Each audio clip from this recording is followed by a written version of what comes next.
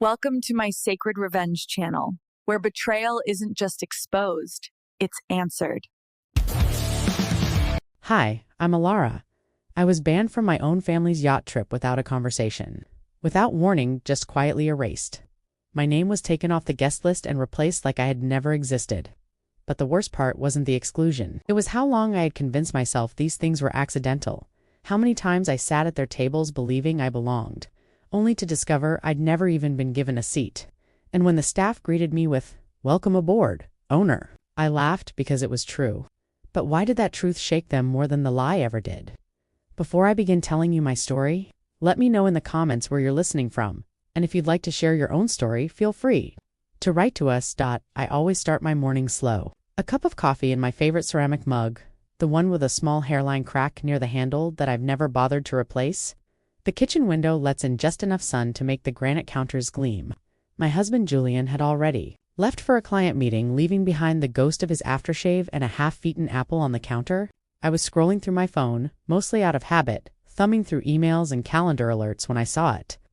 A post from my niece, Clara Boomerang, one of those looping video snippets of a champagne toast, clinking glasses, a sprawling yacht in the background. The caption read, "Family getaway tradition loading. Can't wait to set sail." My thumb froze mid-scroll. The annual family yacht trip. It had been a sterling family tradition for years, a tradition I had been invited to exactly twice since marrying Julian. The first time I made the mistake of suggesting we rotate destinations and the silence was deafening. The second time, Serafina, my sister-in-law, made it painfully clear I was a guest, not family. I clicked into the post, then another. Faces. I knew Genevieve, my mother-in-law, holding a mimosa with a tight-lipped smile. Her husband, Marcus, and their twins. Julian's younger cousin with his fiancée. Everyone except me. There was a family group chat, Sterling Legacy Voyagers. Julian had added me a few years ago, then quietly removed me after an incident with a dinner seating chart. It's a long story. I checked anyway, searching for the group. Nothing. No chat, no messages, not a single email about the trip. I stared at my phone, the coffee cooling beside me. My pulse wasn't racing. It was something worse. A heavy, sinking stillness. The kind of quiet that follows a confirmation you already knew in your gut. This wasn't a mistake. It was deliberate. That afternoon, while rinsing out a glass in the kitchen sink, my phone buzzed with a message from Serafina. It wasn't meant for me. It was a screenshot of a group text, clearly sent to me by accident, intended for someone else. It was a photo of the finalized cabin assignments under a header that read, "Portside Guest Rooms." A name had been crossed out. Mine next to it, written in neat script, was confirmed for Aria Serafin's yoga instructor, the one who'd once asked me if I was Julian's assistant at a company gala. The next message was a voice note. Serafin's voice caught mid-laugh. "Well, at least the energy on board won't be so tight this year." Tight. I set the phone down on the counter without responding. My hands were perfectly steady, but my jaw ached from clenching it so hard. At dinner that evening, I didn't mention it right away. Julian was distracted, scrolling through stock alerts on his phone between bites of salmon. "Did you know your family is planning another yacht trip?" I asked, keeping my tone light. He glanced up, a flicker of something in his eyes. "Yeah, Mom mentioned it last week. I think they're still finalizing the list." I tilted my head, holding his gaze. "Am I on the list?" He frowned, finally putting down his fork. "Of course. Why wouldn't you be?" I smiled. Just enough to keep the tension from boiling over. Just curious. He went back to his phone. "I'll double-check," he mumbled. He wouldn't. He never did. After dinner, I washed the dishes by hand, one by one, feeling the warm water run over my skin. It's funny how silence can scream louder than a shouting match. That night, I lay in bed, staring at the ceiling fan blades slicing through the air. Over and over, my mind replayed every quiet slight, every moment I had been pushed to the margins. Birthdays with no invitation until the last minute. Brunches I found out about from Instagram stories. Conversations that would halt the moment I entered a room. I wasn't naive. I didn't expect warmth from Serafina. But this was a calculated erasure. The worst part was that no one would ever say it out loud. No one had to. At some point, you stop asking why they don't include you. You start asking yourself why. You kept trying so desperately to belong. Before I turned off the bedside lamp, I pulled my journal from the drawer and wrote one sentence in steady. Determined ink. Asterisk. Watch. Don't react. Not yet. Asterisk. The next morning, I woke up to a text from Serafina. It was one of those messages that sounded polite. If you didn't read between the lines and cut like a blade if you did, hey Laura, just realizing we may have missed reserving a spot for you on the yacht. Totally my oversight. The trip filled up quicker than expected this year, so sorry. Hope we can catch up after. There it was. Her signature blend of sweet poison, short and chirpy, coded in emojis and passive apologies. It left no room for conversation, no offer to fix the mistake, just a casual admission that I had been erased, dressed up as a logistical I didn't respond. I couldn't trust my fingers not to betray the ice-cold composure I was clinging to. I reread the message, then closed my phone and got dressed. My plan had been to go to the farmer's market that morning. Instead, I sat at the kitchen counter, still in jeans and a sweater, drinking coffee that had long gone cold, mid-morning. An email popped into my inbox from the charter company. The subject line read, "Cancellation confirmation." My heart hammered against my ribs. I blinked, opened it, and read it again. The request had been logged 3 days prior. Name of the requester, Serafina Sterling. So, that's how she wanted. To play it, I stared at the screen, the edges of my vision blurring a little. Not from tears, but from the sudden immense pressure building behind my eyes. I forwarded the email to my personal archive, then printed a hard copy, crisp, clean, undeniable. I slid it into a manila folder I kept in my bottom drawer, labeled Tax and Property. It would get a new label soon by the time Julian got home. The sun had dipped low enough to throw long, dramatic shadows across our living room floor. He kicked off his shoes and dropped his keys into the ceramic dish by the door, just like it was any other Thursday. I waited until he grabbed a beer from the fridge before I spoke. Serafina texted me. He took a sip, leaning against the counter. "Oh yeah, what about the yacht trip? She says she forgot to reserve me a spot." He frowned, clearly caught off guard but not entirely shocked. "Really? That seems odd." "She called it a miscommunication," I said, my voice dangerously calm. "Huh." He took another drink. "Maybe it was just that, you know how chaotic those things get? Everyone's trying to coordinate." "It wasn't a miscommunication, Julian," I said, my voice dropping. "I got a cancellation email. It was submitted by her 3 days ago." He didn't look at me right away. He just swirled the bottle in his hand as if it might offer him a smarter response. "I mean, maybe she thought our plans had changed or that we weren't coming." He exhaled, frustrated. "I'm just saying, let's not assume the worst. She replaced my name with her yoga instructor's. Julian, that's not an assumption, it's a receipt." He stayed quiet, and in that quiet, I heard everything I needed to. His desire for peace was stronger than his desire for my dignity. Later that evening, after he retreated to the den to zone out to a sports documentary, I sat at the dining room table and opened my laptop. I didn't look up old texts or scroll through past photo albums torturing myself with memories of trying to fit in. Instead, I opened a new document and titled it, "Things Serafina Has Done That I Let Slide." The list flowed faster than I expected.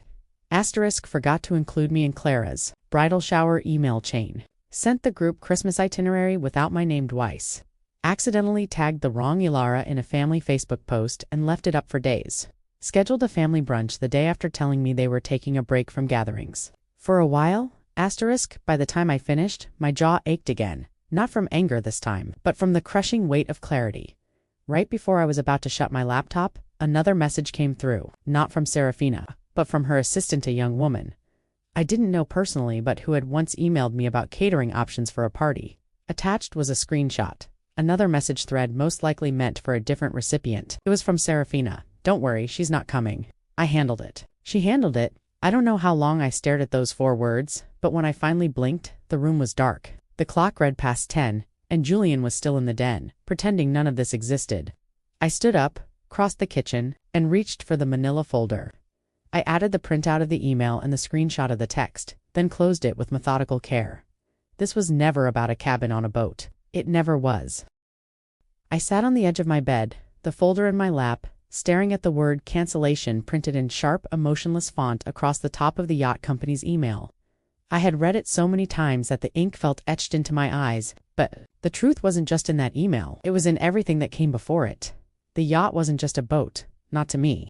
It was the first thing I ever bought that no one had handed to me, that no one had helped me with. It was mine. It was born from 5 years of late nights, skipped vacations, and rejections from investors who said things like, "You've got a great smile, but we're going with someone more." Aggressive, they meant male. They just didn't say it. Back then, I ran deliveries myself when drivers quit last minute. I walked into meetings in heels with no cushion, wearing secondhand blazers that I had steamed in gas station bathrooms just to look the part. And through it all, I kept telling myself, you don't need their validation. Just build the thing. Make it real. When my tech company finally turned a profit, and not a little one, but the kind that makes those same investors crawl back with sheepish grins, I didn't buy a designer bag or a flashy car. I bought that yacht quietly, without any fanfare. I still remember signing the check. My hand didn't even shake. There was a strange calm, as if I had finally stepped into the version of myself I'd been trying to prove existed all along, and yet, legally, I had put Julian's name on the ownership papers too. It makes the tax stuff cleaner. Our accountant had advised, better for trusts, easier down the road. Down the road, indeed. Because within months, the yacht became part of the Sterling family lore. But not my part of the family. No, it was Julian's yacht. The Sterling family's sea legacy. Those were Seraphine's exact words at one of the last family brunches I was still invited to. I remember how she lifted her glass and said, "It's so meaningful to have traditions tied to something we own as a family. It makes our legacy feel tangible." She turned to me briefly, her eyes tight. "And how wonderful that Alara supports it. As if I were some event planner, not the reason it existed. That memory alone might have been forgettable if it weren't. Part of a larger, insidious pattern. Serafina had always taken credit for ideas I planted in passing conversations, for recipes that ended up on her blog, for design tips she later claimed were from a friend. Each time I told myself it wasn't worth making a fuss. Pick your battles, I used to say. But when someone steals your voice for long enough, you start to forget the sound of your own. A few days ago, a memory had popped up on my phone, an old clip from a lifestyle podcast she did. She sat on a white lounger, hair curled to perfection. "The yacht is more than a place," she said, smiling warmly at the host. "It's where my family connects. It represents our continuity, our name, our story. Our. It hit me harder than I expected. This wasn't just about me being excluded from a vacation. It was about being systematically written out of something I built. They weren't just keeping me off the boat. They were cutting me from the entire narrative, and I had helped them do it. By not correcting people, by letting Julian speak for us. By staying quiet when people said things like, 'So nice of you to come along this year.' By nodding when Serafina handed out roles like she was casting a play, always keeping me in the background. I got up from the bed, opened the bottom drawer of my dresser, and pulled out every document I'd tucked away over the years. The ownership papers, the bank wires, the original yacht catalog I had marked up with notes. I laid them all out across the bed. It looked like evidence in a trial I hadn't planned to prosecute until now. There was no outburst, no tears, just a low, simmering resolve that started somewhere near my collarbone and pulsed downward like a steel thread. Tightening inside me, "You tried to disappear me," I whispered, running a finger over the inked signature that proved otherwise. "Now watch." I didn't have to pack a bathing suit. I didn't pack for a vacation. I packed documents. I laid out each one with surgical care. Bank transfers, email confirmations, the official ownership papers, and a highlighted transcript of Seraphine's thinly veiled dinner speech. Each page slid into a protective sleeve and then into the folder that now held more truth than anyone on that yacht was ready for. I chose a simple navy dress, neutral, professional, not glamorous. This wasn't about fitting in anymore. It was about stepping in. Downstairs, the smell of coffee met me before the kitchen light did. Julian was already there, flipping through news alerts on his phone, a plate of dry toast untouched beside him. He looked up as I entered, his eyes skimming the edges of my determined silence. "Did you sleep?" he asked. "Enough," I said, sitting across from him. We both watched the coffee drip into the pot, the steady, unrelenting sound filling the space between us. "I'm heading to Azure Harbor tomorrow," I said. He blinked. "That soon?" "I booked the car." He set his phone down, his expression pained. "Lara, look, I get that you're upset, but no," I cut in calmly. "I'm not upset anymore. I'm done pretending this is some kind of confusion or oversight. It's not." He rubbed his temples, sighing. "Do we have to escalate this? Can't we just talk to them?"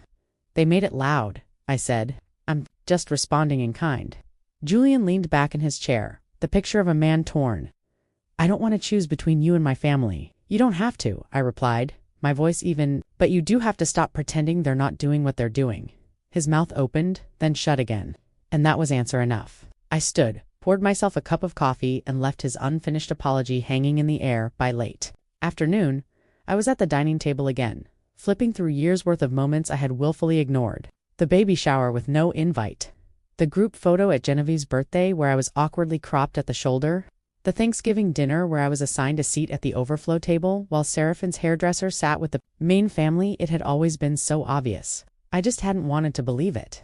That's the thing about subtle exclusion. It teaches you to gaslight yourself before anyone else has to. As the sun started to slip behind the rooftops, my phone buzzed with a text from Chloe, a mutual friend from Julian's side. "Hey, thought you should see this." Attached was a screenshot of the yacht's pre-boarding guest manifest. 10 names were listed. Mine wasn't among them. The heading read, "Confirmed cabin assignments." Serafina hadn't just hoped I'd skip the trip. She was banking on it making it official. I replied to Chloe with a simple, "Thanks." Then I opened the family group chat, the one I hadn't spoken in 4 months, and typed a message. "I'll see you all in Azure Harbor. I trust there will be room." Sent. Read. No replies. None were needed. After dinner, I called Mr. Sterling's office, the family lawyer. His assistant answered on the second ring. "This is Ella Ray Vance. Could you confirm my joint ownership status on the vessel, the Albatross?" There was a brief hold, then her voice returned, crisp and professional. "Yes, ma'am. You are listed as co-nor with full equal rights." "Great," I said. "Could you email me a clean PDF copy of that contract?" "Absolutely. Print one, too. I'll have a courier pick it up in the morning." With that, I zipped my suitcase shut. Inside, it wasn't clothing. It was years of silence, folded neatly and ready to be unpacked. On my terms. The sun hadn't fully climbed over the horizon when I stepped out of the car in Azure Harbor. A thin marine haze hung above the marina, softening the glint of steel rails and the ivory hulls of ships lined up like polished teeth.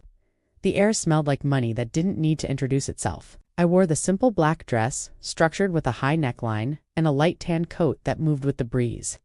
No jewelry beyond my wedding band. No statement heels. I wasn't dressing for them. I was dressing for a moment I had been preparing, for silently, methodically, without once speaking its name aloud. My suitcase clicked softly across the dock as I pulled it behind me. The wheels didn't wobble. That mattered more than I expected. Then I saw her. Serafina stood at the far end of the dock, near the boarding gate for the Albatross. Her posture was perfect, her hair pinned just so, her smile frozen mid-conversation with a guest I vaguely recognized from someone's second wedding. She looked up and she saw me. For a breathless second, her face stopped moving entirely. Her eyes narrowed, her hand suspended midair with a champagne flute. If there was ever a moment where sound seemed to die around someone, this was it. Genevieve turned to. She said something I couldn't hear, but her expression didn't carry shock, just mild, profound inconvenience. And Julian was there. Of course he was. Not by my side, but at the perimeter of their circle, a spectator to his own life. He didn't wave, he didn't move. I didn't slow my pace.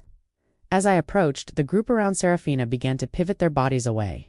Not with overt aggression, but just enough to form an unspoken barrier, as if social choreography could erase reality. I stopped just before them, said nothing, offered no smile, only a single sharp nod, and walked past.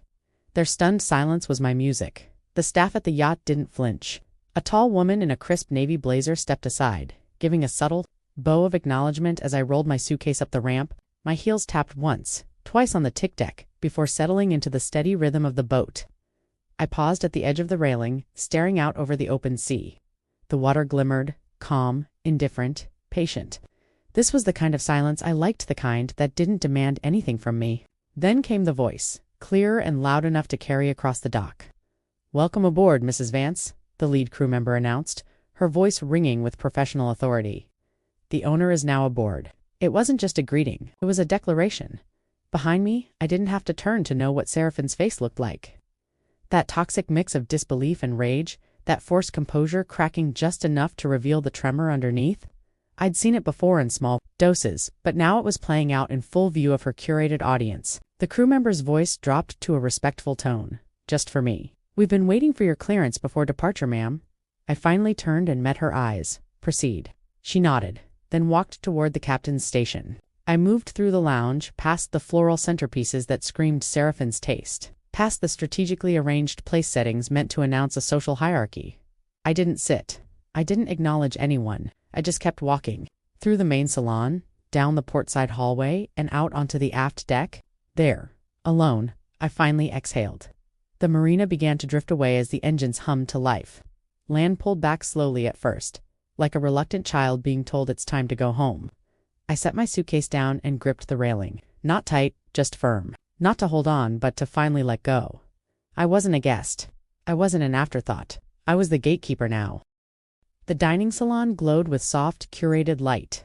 Candle flames flickered against glass and gold flatware glinted beside folded linen napkins.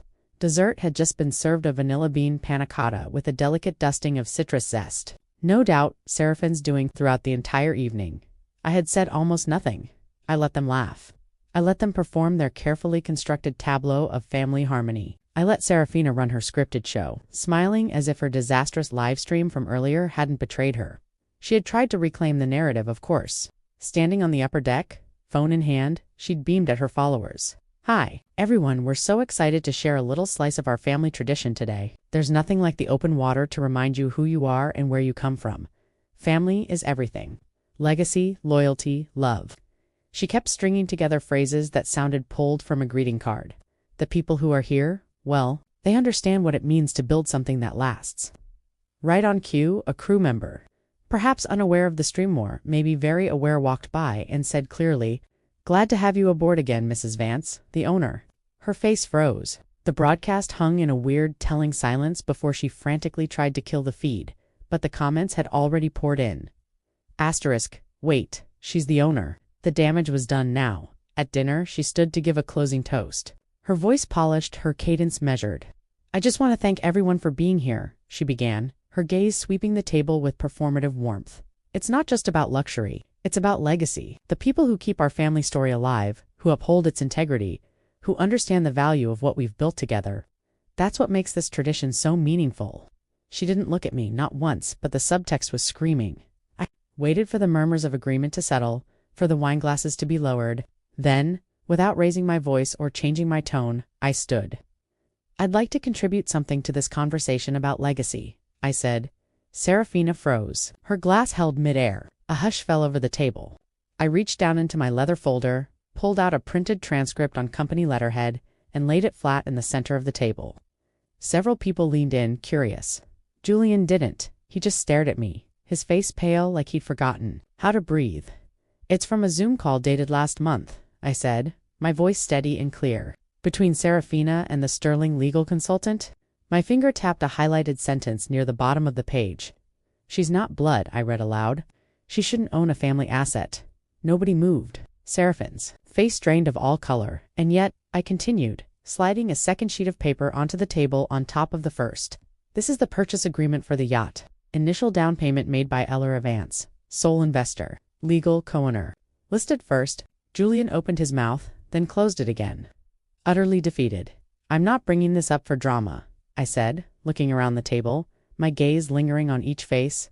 "I'm bringing it up because I'm tired of being spoken about in closed rooms as if I'm not standing in the next one. For years, I've let things slide. Snubbed invitations. Comments said just out of earshot, credit shifted and conveniently forgotten. But let me be clear. This isn't about being included anymore. It's about being visible." Julian's voice finally broke the suffocating silence. "I didn't know she was doing this," he said, his eyes wide with a pain I hadn't seen before. He turned to his sister Serafina. "Why?" Serafina opened her mouth, but only a stammer came out. I was protecting the family. I didn't think you thought I'd stay quiet." I finished for her, my voice soft but unyielding. "And you were almost right."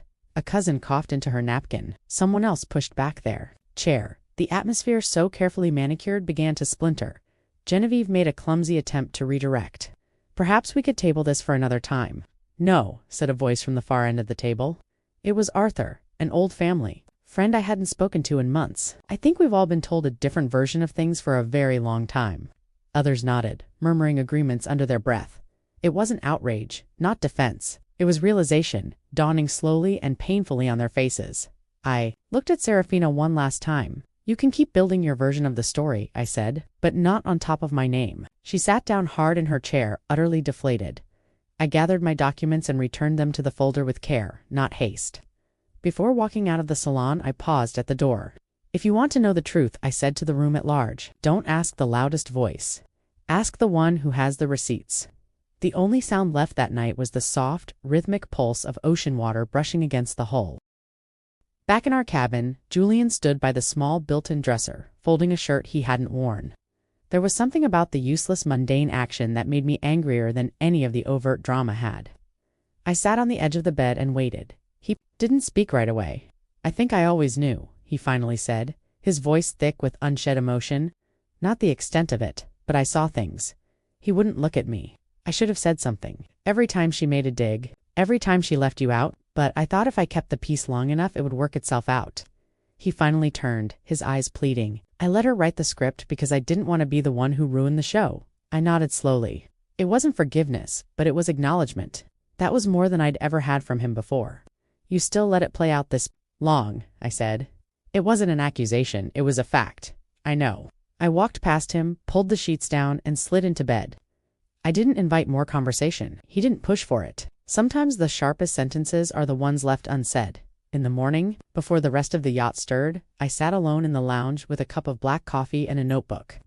One by one, people came and went, some pausing, offering small nods that weren't quite apologies but were no longer dismissals either. It was progress. Julian's cousin, Isabel, who was always too polite to pick sides, lingered near the breakfast bar. "I should have spoken up a long time ago," she said, not quite making eye contact. Julian's aunt, the one who once told me I was too serious, brought me an extra spoon for the sugar bowl and said nothing at all. She just placed it gently beside me and walked away.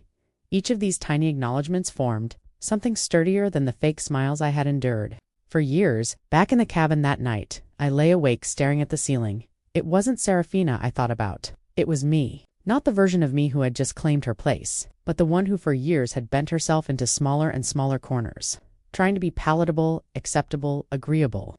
That version had tried too hard, swallowed too much, nodded too. Often I mourned her, not because she was weak, but because she was exhausted and no one had ever noticed. It wasn't grief, not quite. It was resignation, like watching a tide pull out and realizing you never needed to chase it to begin with. The next morning arrived wrapped in fog, both on the water and in everyone's faces. Breakfast was served as if nothing had happened, but the silence said everything. They didn't avoid me now, but they didn't rush to include me either. They simply observed me cautiously, as though something sacred had been unmasked, and no one quite knew how to honor it. I sat at the end of the table, my hands wrapped around my mug, not triumphant, just present. That alone had shifted the entire atmosphere. Buzzed around mid-morning. I stepped out to the lower deck to take the call. The voice on the other end was steady and unmistakably careful. "Ilara, it's Mr. Sterling." His tone held the kind of weight lawyers reserved for when they were about to confirm something you'd always known, but no one had ever dared say aloud. "I want to apologize," he said, "for even entertaining the paperwork Serafina attempted to draft. I knew it wouldn't hold, but I should have shut it down sooner." I let the silence speak for me. "You were always the rightful owner," he continued, "on paper and in spirit." He didn't say more. He didn't need to. I thanked him and hung up. The waves rocked gently below me, as if the boat itself was nodding in agreement. Later that afternoon, I stepped out onto the stern. Julian stood there, hands in his pockets, eyes scanning the horizon. "I've been thinking," he said, his voice even, "about what I said or didn't say for a long time. I didn't protect you. Not the way I should have. Not when it counted." His voice cracked slightly, but he didn't waver. "If you'll let me, I want to make it right." I spoke to Mr. Sterling. "We can restructure the ownership. Make it solely yours. You've earned it 100 times over." I looked at him, long and steady.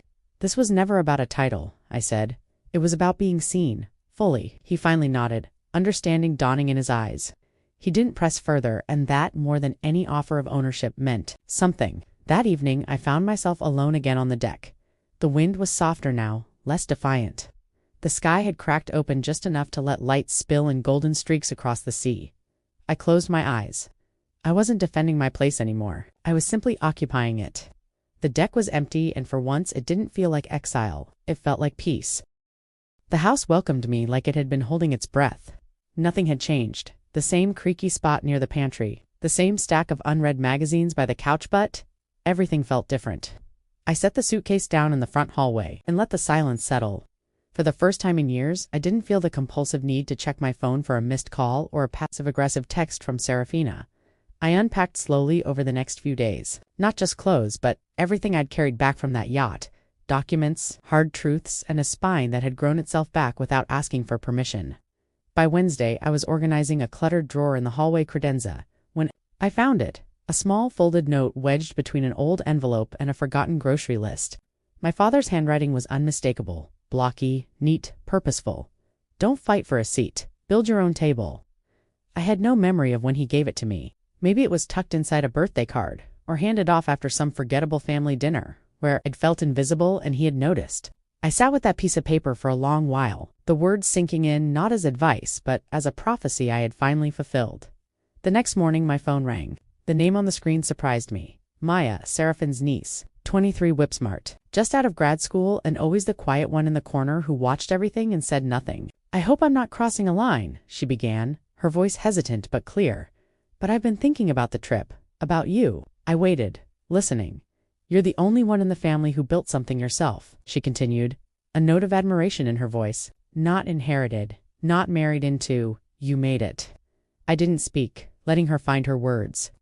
"I'm applying for this business mentorship program, and I wondered, could you look over my application?" My answer was simple. Yes. Legacy. I realized, starts quietly. It isn't always a grand inherited name. Sometimes it's a quiet exchange of knowledge. A hand up to the next person who wants to build something of their own.